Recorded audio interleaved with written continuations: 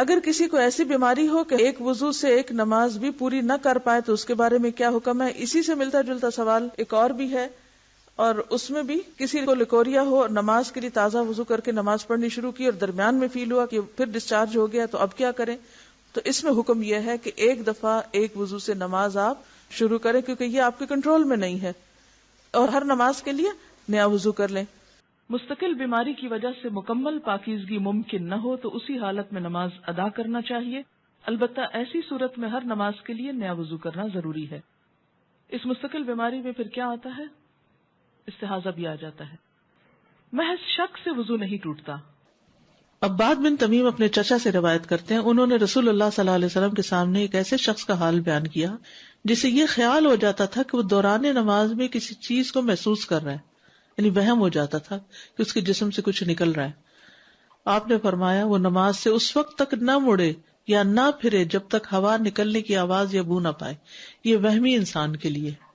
عام حالات میں انسان کو جب ہوا نکلتی ہے تو پتہ چل ہی جاتا ہے، تو وہ عام اس کو نہ لے، یعنی محض شک کی بنیاد پر یا وہم کی بنیاد پر یا جسم میں ایسے ہی کوئی سرسراہٹ ہوئی ہے اس کی بنیاد پر وہ یہ نہ سمجھے کہ اس کا وضو چلا گیا ہے جب تک کہ واضح علامت نہ ہو۔ اب بعض اوقات یہ دو علامتیں بہت واضح نہیں ہو سکتی، لیکن انسان کو یہ پتہ چل جاتا ہے کہ اس کے جسم سے ہوا نکلی ہے، تو اس وقت اس کا وضو نہیں رہے گا، لیکن محض وہم کی بنیاد پر نماز نہیں توڑنی چاہیے، کیونکہ بعض لوگ وضو کر ہی نہیں پاتے، 10 15 دفعہ وضو کرتے رہتے ہیں کہ شاید ان کے جسم سے پھر کچھ نکل آیا، تو وہ صرف شیطان کا وسوسہ ہوتا ہے، اس کو اہمیت نہیں دینی چاہیے، بس ایک دفعہ صحیح طور پر وضو کر لینا چاہیے، اور اگر یہ دو علامتیں محسوس ہوں وضو کے دوران یا پھر نماز کے دوران تو دوبارہ وضو کر لینا چاہیے۔ سہل بن حنیف سے روایت ہے، انہوں نے کہا مجھے مزی کی وجہ سے بہت مشقت برداشت کرنی پڑتی تھی، کیونکہ میں اس کی وجہ سے بہت کثرت سے بار بار غسل کرتا تھا۔ ہر دفعہ جب کوئی ایموشنل ایسا فیلنگ آئی اور اس سے جسم سے کچھ پانی نکلا تو میں پھر نہانے لگ جاتا، پھر نہاتا، تو بڑی مشکل میں تھا۔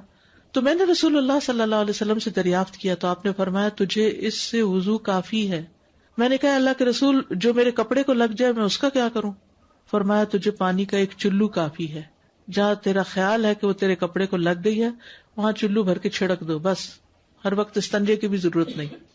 اس میں آپ دیکھیے کہ وضو ٹوٹنے میں ایک اہم اصول اگر آپ یاد رکھ لیں تو اس میں بہت سے مسئلے حل ہو جائیں، کیونکہ ابھی میں نے اس کا ذکر کیا تو آپ کہیں گے لیکوریا میں کیا ہوتا ہے،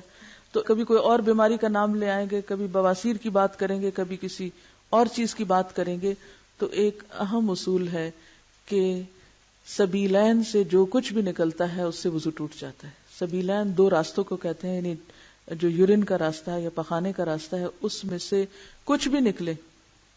چاہے وہ خون نکلے، چاہے وہ پانی نکلے، چاہے وہ چپکتا ہوا پانی ہو، چاہے وہ لیکوریا کہیں اس کو، کوئی بھی نام آپ اس کو دیں،